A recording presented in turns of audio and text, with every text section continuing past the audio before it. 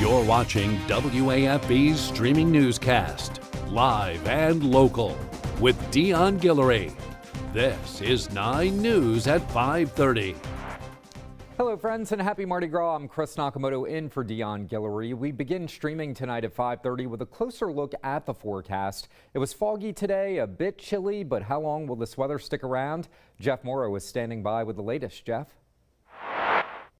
Let's give you an alert to some fog potential as we go overnight. So if you're going to be out doing some revelry for Mardi Gras, by the time we get towards midnight and shortly thereafter, you could start to see some patchy fog begin to form, and you can see foggy conditions here across Metro Baton Rouge as we head towards daybreak on Wednesday. But by mid-morning, fog is already starting to burn off, so it's going to be a short window of opportunity of seeing some widespread fog. But bottom line, we expect most of it to be of the patchy variety. And you can see as we look towards Thursday, not expected to be as widespread either. Some pockets here of patchy fog to foggy wording, otherwise clear and hazy in certain other spots. So for the next 2 days, we'll keep our eyes out for the fog potential. Again, mainly just patchy fog, average visibility 1 to 3 miles. 4 a.m. to 8 a.m. is the time frame where fog will be thickest and most widespread. Use those low beam headlights and watch for area kiddos. So this warming trend is really the highlight for that fog potential. And you can see we're going to be warming up into the mid 60s, but we've got a cold front heading our way over the weekend, and that is going to be dropping our temperatures. We'll also talk about the rain chance tied to it coming up in just a few minutes. Chris. All right, Jeff, thank you. It's of Americans from Alabama to Louisiana are celebrating Mardi Gras before the season of Lent begins. Tomorrow, Katie Weiss takes us behind the scenes to show us what it's like to ride in a parade with one of New Orleans' super crews. It's the biggest party of the year on the Gulf Coast. Social clubs called crews throw parades for weeks leading up to Fat Tuesday. So many moon pies! The crew of Orpheus in New Orleans boasts more than 1,200 members, hundreds from out of state. It's a wonderful time of friendship and gathering and enjoyment of life. Before the parade, forklifts raise tens of thousands of moon pies, beads, and other items into the floats, while Homeland Security officers check them with bomb-sniffing dogs. Dalton, come around. And Border Patrol surveys the crowds. Mardi Gras in New Orleans now has the highest security rating possible, following the Bourbon Street terror attack on New Year's Day 2025. And New Orleans police said that they removed riders from 2 separate parades over aggressive bead throwing incidents, one in which riders allegedly threw beads at federal agents, and in another separate parade, riders allegedly threw beads at anti-ICE protesters. The Louisiana Attorney General is investigating an alleged racist float theme. The riders were accused of throwing black dolls with beads around their necks from a float with the theme crack pipe. What happened was shameful, deplorable, and absolutely uncalled for. The Tux crew apologized, calling the incident intolerable. Mardi Gras in the U.S. started in 1703 in Mobile, Alabama, where it remains a major cultural tradition. Here they come, get your flag up. Crews like the Pelican Girls celebrate true stories of women sent by the King of France to lay down roots in the region. Beth Simpson-Quave is a direct descendant. There's a lot of people that are in this region that are probably descended from one of these ladies, and they just might not know it. And I hope that it kind of sparks family research for them. Letting the good times roll for generations. Katie Weiss, CBS News, New Orleans.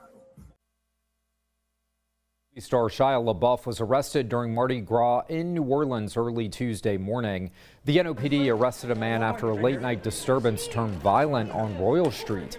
Officers responded around 12:45 a.m. to a simple battery call where 2 men said they were attacked.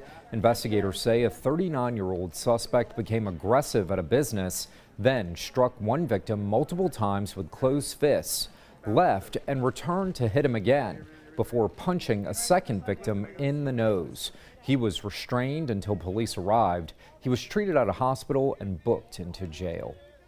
Well, it's Fat Tuesday, and that means one thing in the Chicago area, pączki. The rich, filled Polish pastries are a beloved tradition. Bakeries in Elk Grove Village are bustling as people line up to get their hands on the sweet treat.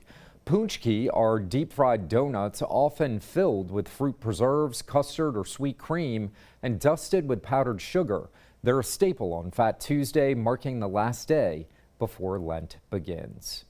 Well, after Mardi Gras, the local Catholic community will mark Ash Wednesday tomorrow. Many will attend a church service to get their ashes, but some places of worship are also providing ashes on the go. If you need help finding one, our digital team is keeping a running list of locations with drive-through ashes on WAFB.com and the 9 News app.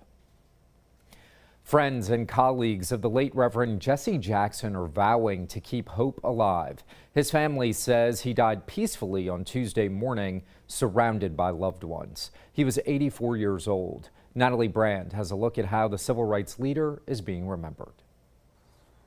Outside the Rainbow Push Coalition office in Chicago Tuesday, Carolyn Dunbar brought flowers to honor the late Reverend Jesse Jackson, saying the loss feels like family. I'm going to miss him. Everything that he stood for us as a people. My tears are real. In New York, the Reverend Al Sharpton described him as a mentor. So he made me believe even a kid on welfare in Brownsville, Brooklyn, could be somebody because of Jesse Jackson. Jackson, a civil rights leader who marched alongside Dr. Martin Luther King Jr., went on to found his own organizations committed to fighting for justice and equality for the underrepresented. My constituency is the desperate, the damned, the disinherited.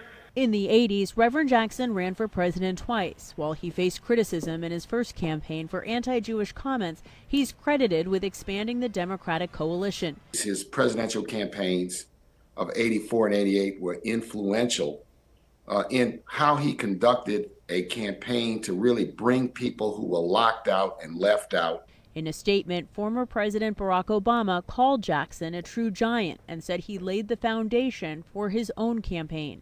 President Trump paid tribute to Jackson in a social media post, calling him a good man with lots of personality, grit, and street smarts. The flag was lowered to half staff at the historic district building in Washington, D.C., where Jackson pushed for D.C. statehood. Despite declining health in recent years, Jackson continued to make public appearances, including at the 2024 Democratic National Convention, where he received a standing ovation. Natalie Brand, CBS News, the White House. Congressman Troy Carter released a statement following the passing of civil rights leader Jesse Jackson. Carter says, "Today we mourn the passing of Reverend Jesse Louis Jackson Sr., a leader among leaders whose life helped bend the moral arc of our nation towards justice." He added Jackson's leadership was not about position, but purpose, lifting others up and refusing to accept injustice as inevitable.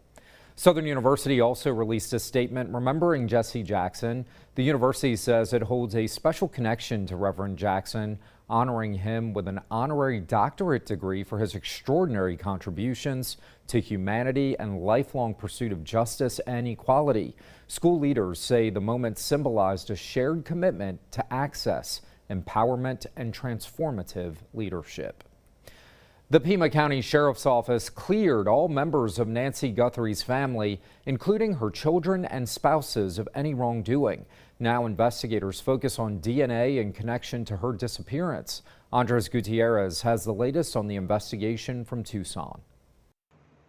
The Pima County Sheriff's Department told CBS News that a DNA profile recovered from gloves found 2 miles from Nancy Guthrie's home did not match any DNA profiles already in the FBI's national database. They were hoping to match it to an unknown DNA profile found inside the residence. If you touch your face, if you touch your body with gloves on, you've just loaded those gloves with your DNA. 3 weeks into the manhunt, law enforcement officials in Arizona publicly cleared all members of the Guthrie family, including their spouses, as possible suspects, saying in a statement to, quote, suggest otherwise is not only wrong, it's cruel. To whoever has her or knows where she is, it is never too late to do the right thing. Today's show co-host Savannah Guthrie and her siblings have repeatedly posted messages to social media hoping for a break in the case. Evidence takes time to present itself in cases, and it's frustrating and it's tedious work. Federal and local authorities say they're working through tens of thousands of tips and weeding out misinformation.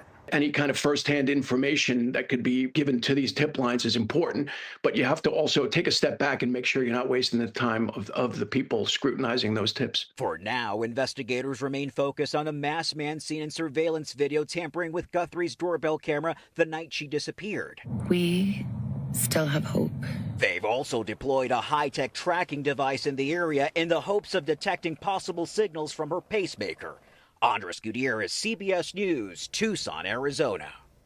The partial government shutdown over funding for the Department of Homeland Security that began over the weekend still has no end in sight, but negotiations are taking place between the White House and Senate Democrats.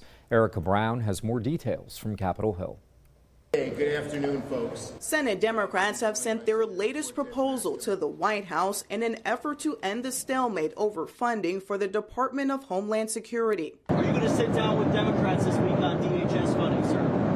I will, but we have to protect our law enforcement. The White House says the two sides are still far apart as Democrats demand changes to how ICE and Border Patrol are carrying out the Trump administration's immigration enforcement actions. They're part of the whole system that is working. Democrats say the system is broken. As we horrifically saw in Minneapolis with the cold-blooded killings of Renee Nicole Good and Alex Preddy. While progress moves at a snail's pace, a pipe collapses, sending millions of gallons of wastewater flowing into the Potomac River.